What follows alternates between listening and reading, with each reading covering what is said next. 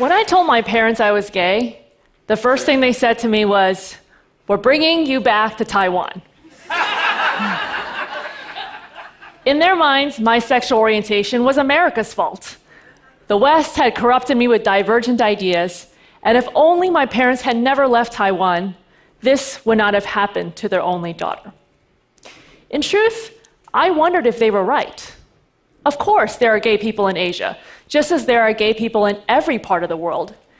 But is the idea of living an out life, in the "I'm gay, this is my spouse, and we're proud of our lives together" kind of way, just a Western idea? If I had grown up in Taiwan, or any place outside of the West, would I have found models of happy, thriving LGBT people? I had similar notions. As an HIV social worker in San Francisco, I had met many gay immigrants.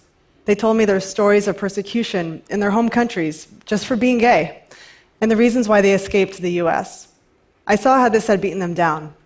After 10 years of doing this kind of work, I needed better stories for myself. I knew the world was far from perfect, but surely not every gay story was tragic.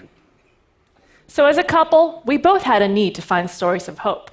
So we set off on a mission to travel the world and look for the people that we finally termed as the super gays. These would be the LGBT individuals who were doing something extraordinary in the world. They would be courageous, resilient, and most of all, proud of who they were. They would be the kind of person that I aspired to be. Our plan was to share their stories to the world through film. There was just one problem. We had zero reporting and zero filmmaking experience. We didn't even know where to find the super gays, so we just had to trust that we would figure it all out along the way. So we picked 15 countries in Asia, Africa, and South America. Countries outside the West that varied in terms of LGBT rights. We bought a camcorder, ordered a book on how to make a documentary, and you can learn a lot these days, and set off on a round-the-world trip. One of the first countries that we traveled to was Nepal. Despite widespread poverty, a decade-long civil war, and now recently a devastating earthquake, Nepal has made significant strides in the fight for equality. One of the key figures in the movement is Bhumika Shrestha. A beautiful, vibrant, transgendered woman, Bhumika has had to overcome being expelled from school and getting incarcerated because of her gender presentation.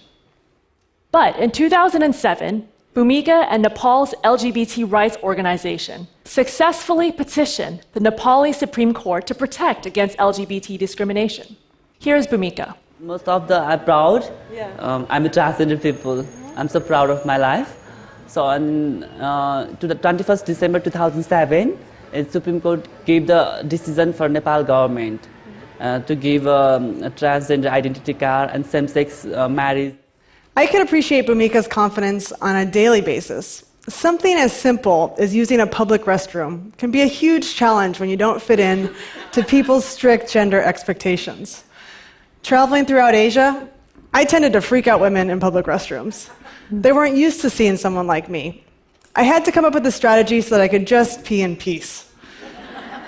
So anytime I would enter a restroom, I would thrust out my chest to show my womanly parts and try to be as non-threatening as possible, putting out my hands and saying hello, just so that people could hear my feminine voice. This all gets pretty exhausting, but it's just who I am. I can't be anything else. After Nepal, we traveled to India. On one hand, India is a Hindu society without a tradition of homophobia. On the other hand, it is also a society with a deeply patriarchal system, which rejects anything that threatens the male-female order. When we spoke to activists, they told us that empowerment begins with ensuring proper gender equality, where the woman's status is established in society. And in that way, the status of LGBT people can be affirmed as well. There we met Prince Manvendra. He's the world's first openly gay prince. Prince Manvendra came out on the Oprah Winfrey Show very internationally. His parents disowned him and accused him of bringing great shame to the royal family.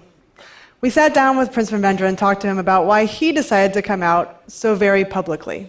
Here he is. I felt that there was a lot of need to break this stigma and discrimination which is existing in our society.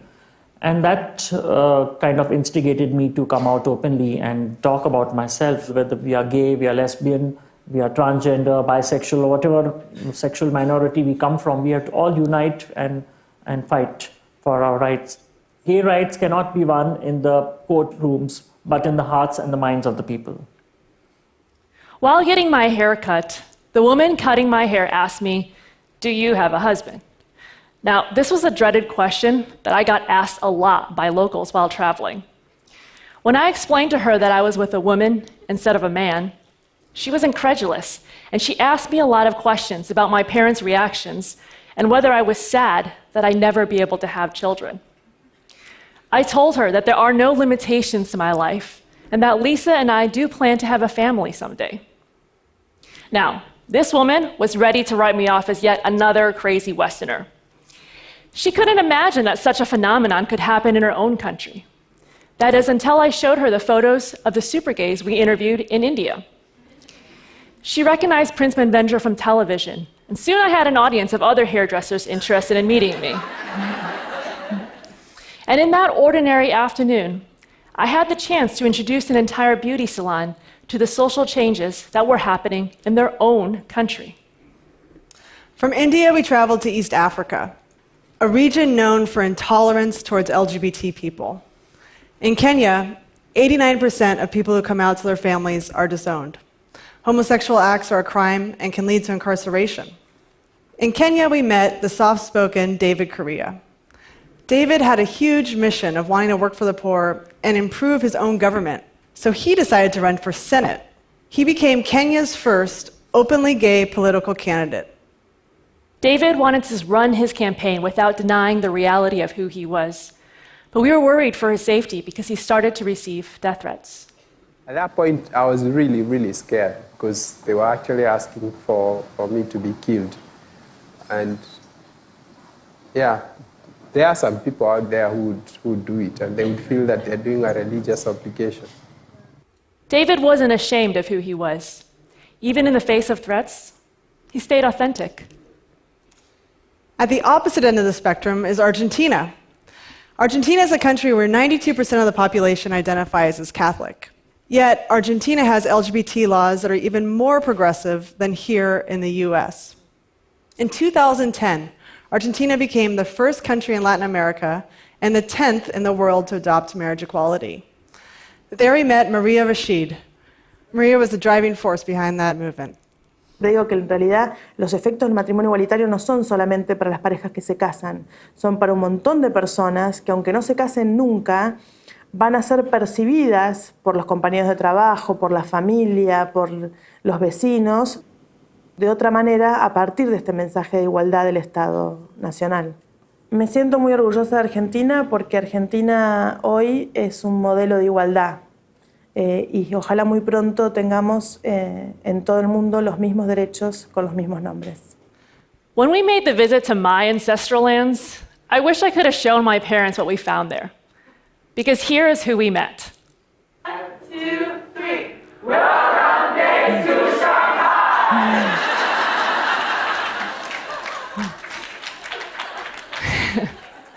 A whole community of young, beautiful Chinese LGBT people. Sure, they had their struggles, but they were fighting it out. In Shanghai, I had the chance to speak to a local lesbian group and tell them our story in my broken Mandarin Chinese. In Taipei, each time we got onto the metro, we saw yet another lesbian couple holding hands. And we learned that Asia's largest LGBT pride event happens just blocks away from where my grandparents live. If only my parents knew. By the time we finished our not-so-straight journey around the world, we had traveled 50,000 miles and logged 120 hours of video footage. We traveled to 15 countries and interviewed 50 super gays. Turns out, it wasn't hard to find them at all. Yes, there are still tragedies that happen in the bumpy road to equality. And let's not forget that 75 countries still criminalize homosexuality today.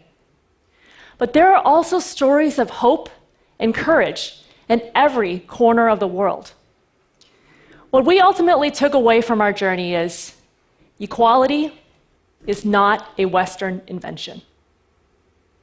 One of the key factors in this equality movement is momentum. Momentum is more and more people embrace their full selves and use whatever opportunities they have to change their part of the world. And momentum as more and more countries find models of equality in one another. When Nepal protected against LGBT discrimination, India pushed harder. When Argentina embraced marriage equality, Uruguay and Brazil followed. When Ireland said yes to equality, the world stopped to notice. When the US Supreme Court makes a statement to the world that we can all be proud of.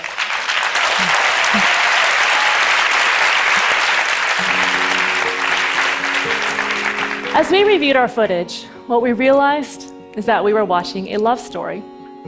It wasn't the love story that was expected of me, but it is one filled with more freedom, adventure, and love than I could have ever possibly imagined. 1 year after returning home from our trip, marriage equality came to California. And in the end, we believe love will win out. By the power vested in me, by the state of California, and by God Almighty, I now pronounce you spouses for life. You may kiss.